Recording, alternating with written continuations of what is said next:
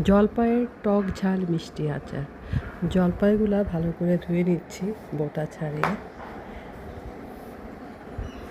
Next আমি এটা ভালো করে সিদ্ধ করে নিব বেশি করে পানি দিয়ে। যখন জলপাইটা ফেটে ফেটে আসবে তখন এটা আমি নামিয়ে নেব। পানি ঝরিয়ে 15 থেকে 10 মিনিট পর আমি এটাকে ভালো করে এটাকে ম্যাশ করে নেব এবং বিচিগুলো আমি ফেলে দেব। তারপর তেল, চিনি, একটু মরিচের গুঁড়া, রসুন দিয়ে পেস্ট দিয়ে আমি এটা ভালো করে জাল দেব। আর মশলার জন্য যা যা আমি রেডি করব, পাঁচফোড়ন, জিরা, ধনিয়া, গরম মশলা, তার মধ্যে এলাচ থাকবে।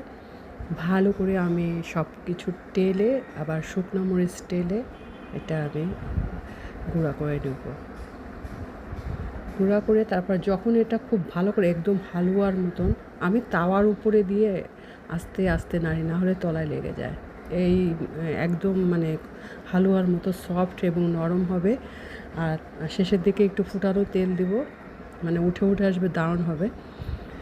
এইভাবে আমি আচারটা করব। তা এটা সম্পূর্ণ লুক না, সম্পূর্ণ লুকটা আমি তোমাদের শেয়ার করব।